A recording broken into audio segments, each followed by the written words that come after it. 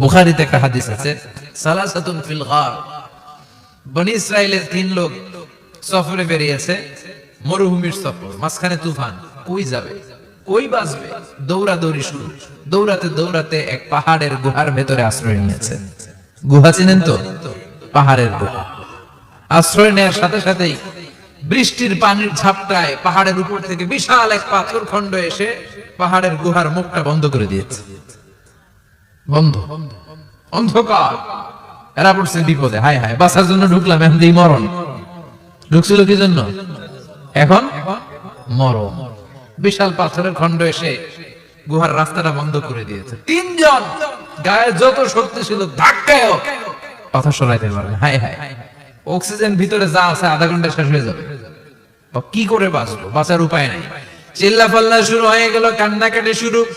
একজন বলে, তোমাদের জীবনে কার কি নেক আমল আছে, যেই নেক আমলটা আল্লাহর ভয় করছিল ওইটার ওসিলা দিয়ে দোয়া করে দেখো কিছু হয় কিনা। সুবহানাল্লাহ কোন। এটাই উপায়।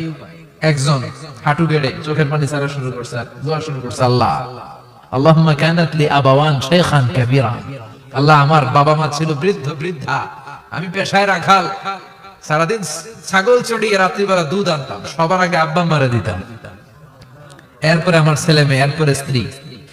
একদিন গভীর রাতে এসে দেখি আব্বা আম্মা ঘুমায়, দুধের বাটি নিয়ে আব্বা আম্মার মাথার সামনে দাঁড়িয়ে রইলাম। ছেলে মেয়েগুলো আব্বা এসে বলে, আব্বা দুধ দাও। আমি বললাম পরে, আগে আব্বা আম্মা খাবে তারপরে তোরা।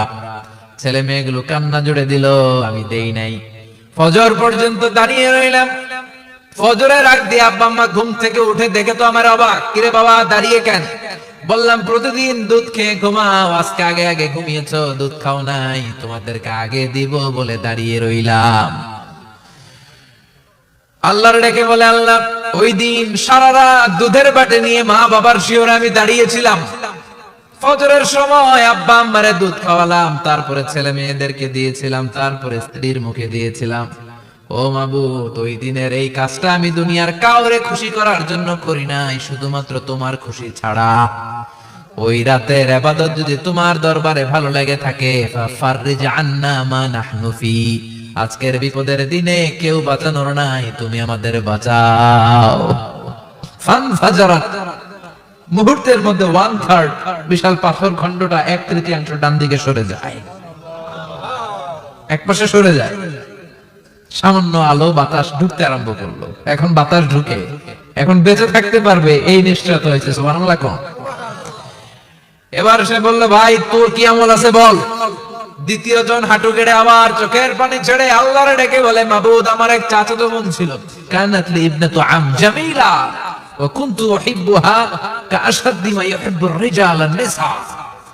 আল্লাহ সুন্দরী, অনন্যা, অপ্সরী, প্রিয়ংবদা, অনুসুয়া, গুণবতী, রূপবতী আমার এক চাচাতো বোন ছিল, তার প্রেমে আমি ছিলাম পাগল পাড়া, কিন্তু সে তো আমার ডাকে সাড়া দেয় না।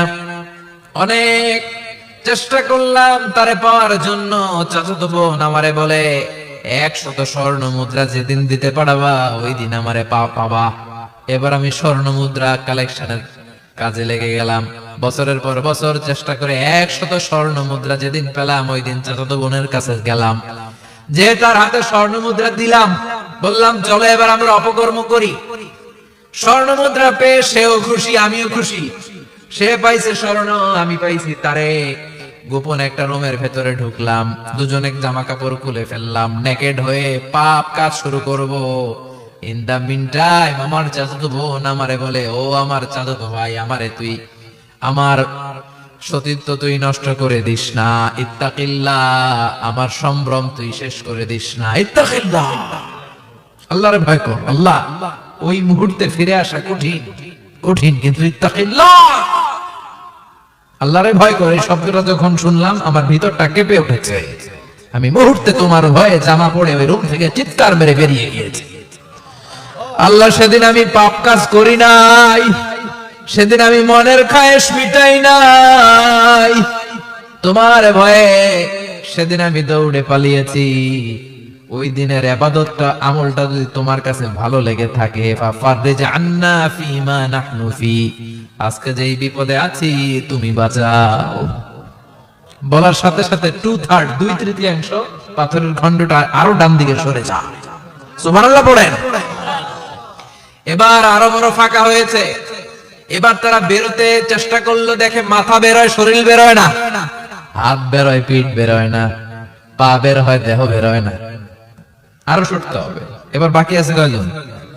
সে দোয়া করতে শুরু করলো, আল্লাহ ইস্তাজারতু জারাক, আমি ব্যবসায়ী ছিলাম, অনেক শ্রমিক ভাড়া করে একদিন একটা কাজ করালাম, সব শ্রমিকের টাকা দিয়ে দিলাম। এক শ্রমিক টাকা না নিয়ে ভাগলপুর কই যে গেছে নিজেও জানি না, ওর টাকা আমার কাছে রয়ে গেল।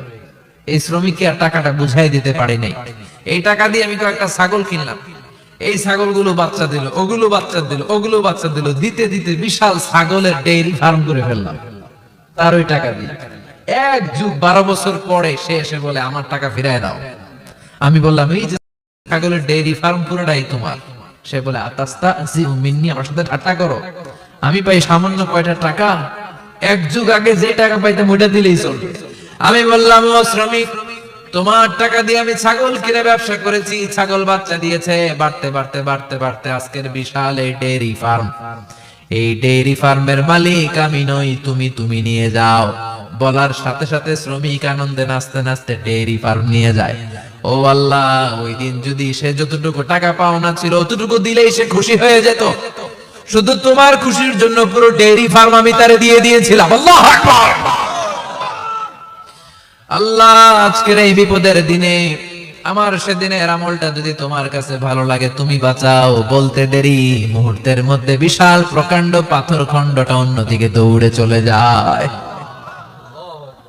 পাহাড়ের গুহা ওপেন, পাথর খণ্ড নাই। আল্লাহর শুকরিয়ার তাকবীর দিতে দিতে তিনজন বের হয়ে যায়। সুবহানাল্লাহ পড়েন। সহিহ বুখারীর বর্ণনা, সহিহ হাদিস। নিজের এমন কোন নেক আমল যদি থাকে যে আমলটা শুধু আল্লাহর জন্য করেছিলাম, ওই নেক আমলের ওসিলা দিয়ে দোয়া করলে দোয়া কবুল করবে কে? করতে রাজি আছেন তো? প্রতিদিন শতবার তাওবা ইস্তিগফার পড়তে রাজি আছেন? বিশ্বনবী বললেন, দোয়া মুখুল ইবাদা, দোয়া হলো ইবাদতের নির্যাস। যার দোয়া নাই ওর কিছু নাই। দোয়া করেন নাই তো নামাজে কাজ হবে না, দোয়া করেন নাই রোজায় কাজ হবে না। কথা কন। আর দোয়া মুখুল ইবাদা, দোয়া হচ্ছে ইবাদতের নির্যাস। আবার তিরমিজির বর্ণনায় বললেন, আর দোয়া হুয়াল ইবাদা, দোয়াটাই নাকি ইবাদত। দোয়াটা ইটসেলফ এইটাই ইবাদত। নামাজ যেমনি ইবাদত, রোজা যেমনি ইবাদত, হাত তুলে যে দোয়া করলেন এইটাও ইবাদত। সুবহানাল্লাহ পড়েন। এটা মুমিনের ওয়েপন, সিলাহুল মুমিন। সাপ্লিকেশন, দোয়ার ইংরেজিতে বলে সাপ্লিকেশন। সাপ্লিকেশন is the weapon of believers. এটা বিশ্বাসীদের অস্ত্র। সবকিছুর কারামতি যেখানে শেষ, দোয়ার কারামতি ওইখানে। এরকম অনেক শুনবেন, ক্যান্সারে আক্রান্ত, দুরারোগ্য ব্যাধি, বাংলাদেশের চিকিৎসা শেষ, ইন্ডিয়া গেছে, কয় বাঁচবো 3 মাস। কয় মাস? এরপরে 7 বছর বাইসেছে। কেমনে বাঁচলে? কেমনে? দোয়া। দোয়ার পাওয়ার আছে না নাই? তবে দোয়াটা দোয়ার মতো হতে হবে। সিনসিয়ার দোয়া ইজ লাইক এ মিসাইল। একনিষ্ঠ দোয়া এটা মিসাইলের মতো। মিসাইল হামলা করলে ইঞ্চি ইঞ্চি যেখানে মিসাইল বোমাটা পড়ার কথা ঠিক ওখানে পড়বে। ড্রোন হামলা করলে ঠিক ওখানে, ব্যালিস্টিক ক্ষেপণাস্ত্র নিক্ষেপ করলে লক্ষ্য বস্তু যেমনি ভিত করে, তেমনি দোয়ার মতো দোয়া করলে মুহূর্তেই দোয়া কবুল হয়ে যায়। আমরা দোয়ার মতো দোয়া করতে জানি না। কেমন করে দোয়া করতে হয় আমাদের জানা নাই, এজন্য দোয়াও কবুল হয় না। চিল্লা এখন ঠিক কিনা? কিন্তু আল্লাহ ওয়াদা দিয়েছেন, উজিবু দাওয়াতাদ দাঈ ইযা, আমার বান্দা দোয়া করলে আমি দোয়া কবুল করি। আমার বান্দা চাওয়া মাত্রই আমি কবুল করে নেই। সুবহানাল্লাহ পড়েন। যত দোয়া আপনি করেছেন সব কবুল, সব। all of your du'as are accepted, সব কবুল হয়েছে আল্লাহর কসম। অনেকে বলবে, হুজুর এটা আবার কি কইলেন? এতক্ষণ তো ভালোই কইতেছিলেন। সব দোয়া আবার কবুল হয় কেমনে? আমি তো জীবনে কত কিছু চাইলাম, কত কিছু তো পাই নাই। আছে না এরকম? অনেকে অনেক পেরেশান, আফসোস করে, হুজুর চাইলাম আল্লাহ দিল না। 4টা মাইয়া, এবার কাবা দইরা চাই আইছি বলার কথা, এটাও হইছে মাইয়া। আছে না নাই? 5টা ছেলে হইছে, মেয়ের জন্য বুকটা হাহাকার। হযে যে আরাফাতের ময়দানে চেয়ে আসলাম, এবারও হইছে আরেকটা বলা। আছে না নাই? কত কিছু চাইলাম, পাইলাম না, দিল না আল্লাহ। বলে না, আপনার সব দোয়া কবুল। তবে কবুল হওয়ার 3টা সিস্টেম আছে। কয়টা? চান্দুলার ভাইয়েরা মনে থাকবে? কয়টা? আপনি যত দোয়া করছেন সব কবুল, কারণ আল্লাহর কাছে কিছু চাইলে আল্লাহ ফিরায় দিতে জানে না। আল্লাহ জানেই না কেমনে ফিরায় দিতে হয়। সুবহানাল্লাহ কোন চাওয়া মাত্রই আল্লাহ বলে অ্যাকসেপ্টেড, যা কবুল, দিব দিব না এটা বলতে জানে না, চাওয়া মাত্রই বলে দিব। তিন সিস্টেম। নাম্বার 1, আপনি আল্লাহর কাছে দোয়া করলেন, চাইলেন, আল্লাহ বলে দিব, বলেই তিনি দিয়ে দেন আর আপনি খুশি হয়ে যান, পেয়ে গেলেন। নাম্বার 2, আপনি আল্লাহর কাছে দোয়া করলেন, চাইলেন, তখন আল্লাহ বলে দিব, তবে এখন না, সবুর, একটু পরে দিব। কখন দিলে আমার জন্য ভালো, আমার চেয়েও ভালো জানে কি, পরে দিবে। নাম্বার 3, চাইলেন, দোয়া করলেন, আল্লাহ তখনও বলে দেব, তবে এখনো না, পরেও না, কিয়ামতের দিন যেদিন বিপদে পড়বে ওই দিন দেব। যেদিন তোর বাবা তোরে চিনবে না, তোর মা তোরে চিনবে না, বন্ধু বন্ধুরে চিনবে না, পীর সাহেব মুরিদরে চিনবে না, মুরিদ পীর সাহেবরে চিনবে না, ইমাম সাহেব মুসল্লিরে চিনবে না, মুসল্লি ইমাম সাহেবরে চিনবে না, কেউ কাউরে চিনবে না। ওই কঠিন দিনে তোরে আমি বাঁচাইয়া দেব। তাই দোয়া যা করছেন ছোটবেলা থেকে আজকে পর্যন্ত, লস হয়েছে না লাভ? লস না লাভ? এজন্য বেশি বেশি দোয়া করার দরকার আছে না নাই? জীবনে যদি কোনো নেক আমল থাকে, ওই নেক আমল দিয়ে যদি আল্লাহর কাছে দোয়া করেন, দোয়া কবুল করে নিবে কে?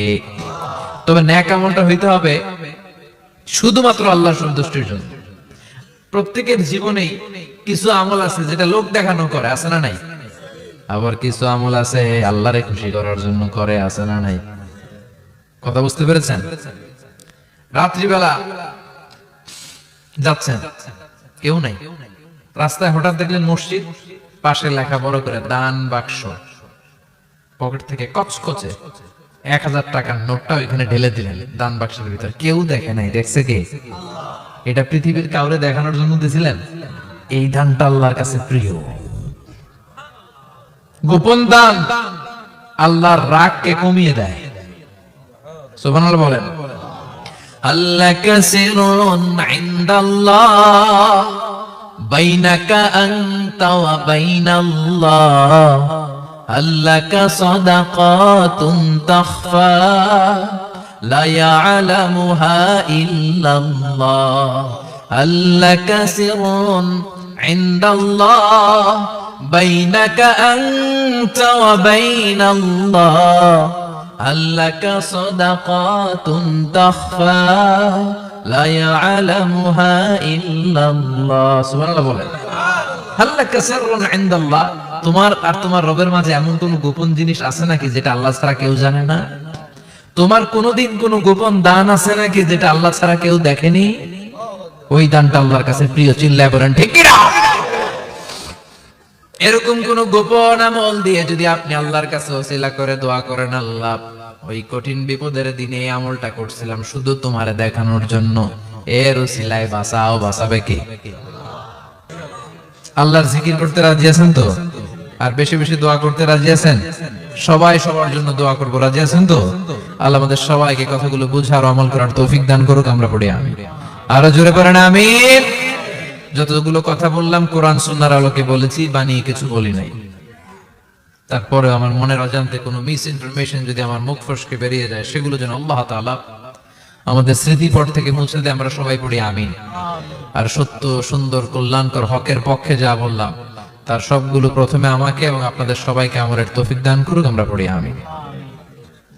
يا رب لك الحمد كما ينبغي لجلال وجهك وعظيم اسمك، الحمد بالإيمان، لك الحمد بالإسلام، لك الحمد بالقرآن. اللهم آت نفوسنا تقواها، زكها أنت خير من زكاها، أنت وليها ومولاها.